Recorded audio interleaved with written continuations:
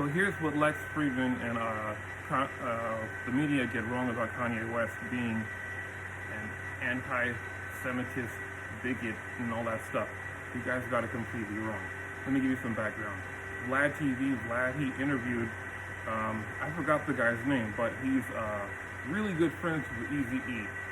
And there's a clip from him in the early 90s, I think, where Eazy-E says, who's a real gangster and who's a studio gangster.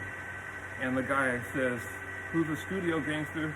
And he dropped names like Dr. Dre and Ice Cube and blah, blah, blah. That guy, really cool guy. You guys need to go check out Vlad TV and go over the interviews, and you'll get a lot more background context to why Kanye West says the Jews and not specific names, because Lex Friedman recently had a great interview with Kanye where he said, rather than saying the Jews, why don't you just say the names? You can't just say Jews.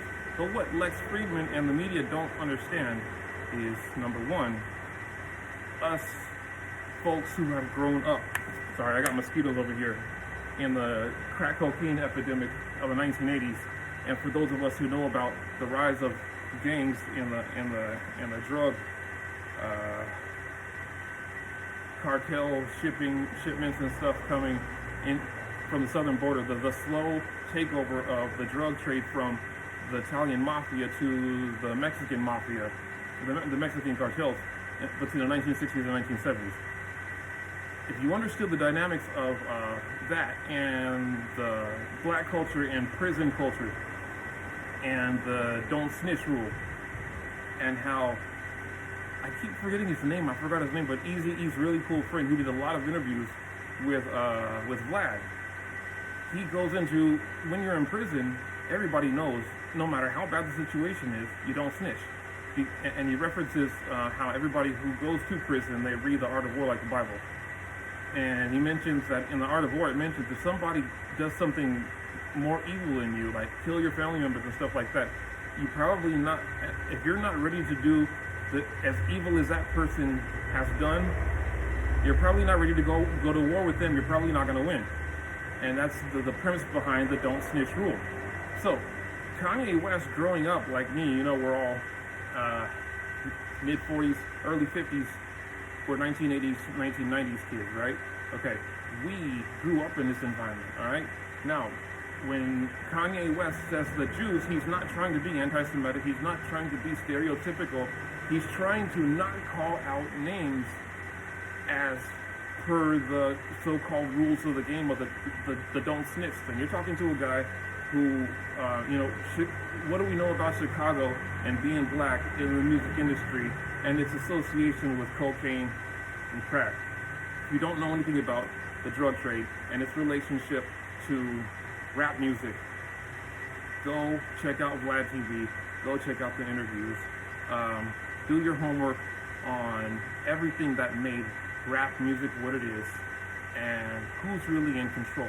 Now, I know for a lot of the Jewish community, it hurts, it's painful, there's a lot of really logical and reasonable reasoning behind the outrage behind the words that were said, but if you don't have the context of the background of where Kanye West is coming from, you're going to completely miss the point. And it's not about anti-Semitism now from the context of, higher society that really doesn't know anything about black life or prison life or trying to stay out of prison or the drug trade. Of course you're going to say, oh, that's bigotry, oh, that's racism.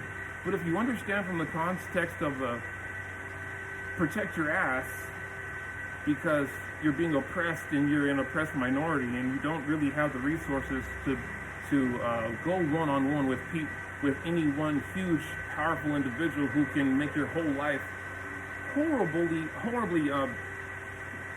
hard to get through. If you call them out one-on-one, you guys completely miss the point. So Kanye West is not being anti-Semitic. He's not being bigot. He's not a bigot. He's not being racist.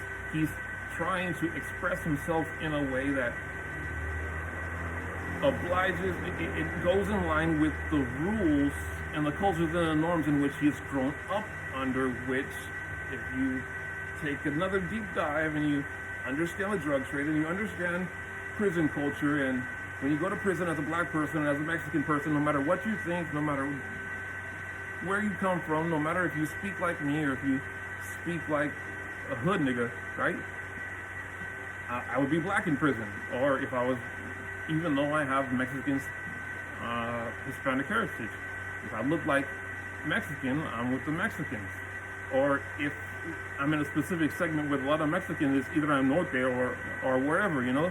There's just fragmentations and factions, and there's just rules that you gotta play by to survive in a situation where you have people that are significantly more powerful than you, who have the power to make your life miserable. You can't just call people out like Lexman or Lex Fried recommended, even though, like, on the surface that seems like the common sense right thing to do, and I agree in premise that, yeah, that's the right thing to do. But if you understand the full context of what the implications are of doing that, given the norms and the culture from which we've come from, it'll make more sense that that doesn't make sense.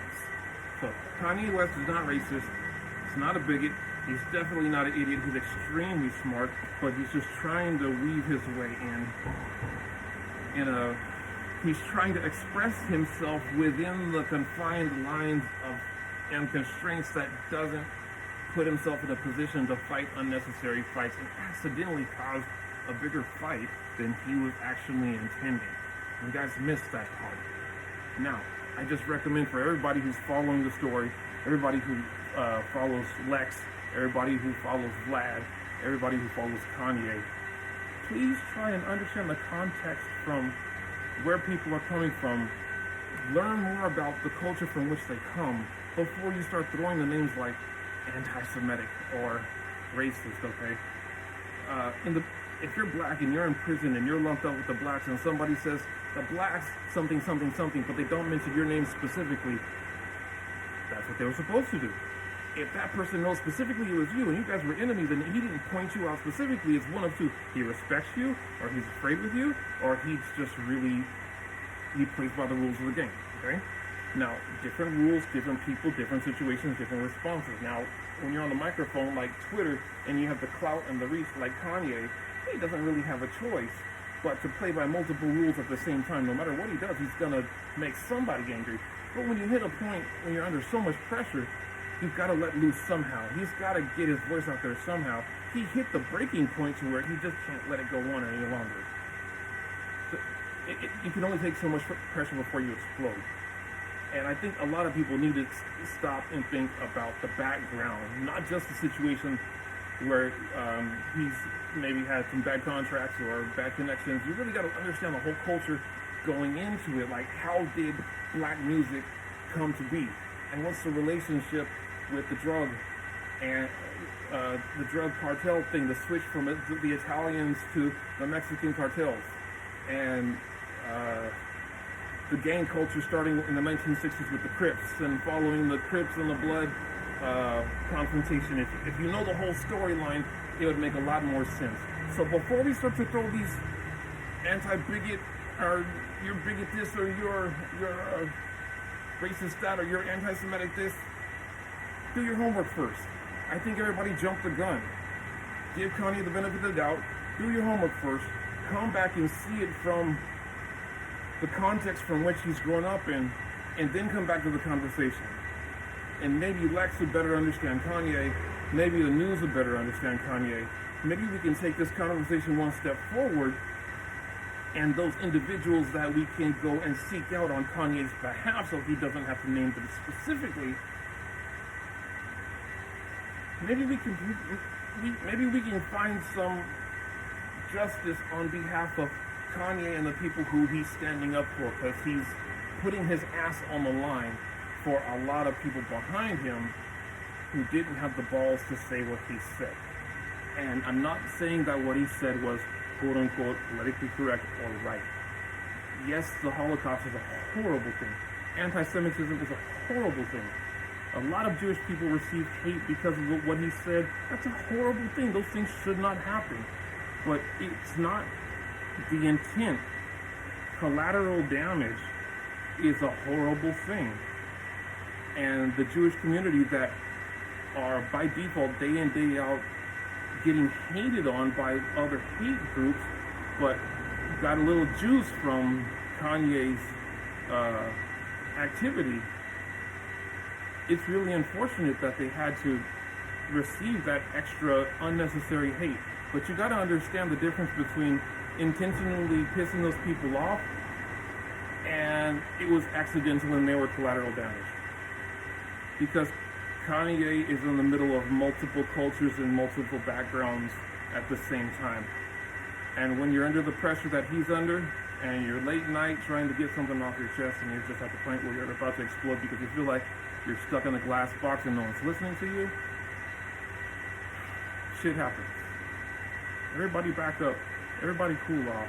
Before you start labeling labels, naming names, do your homework. Relax a little bit.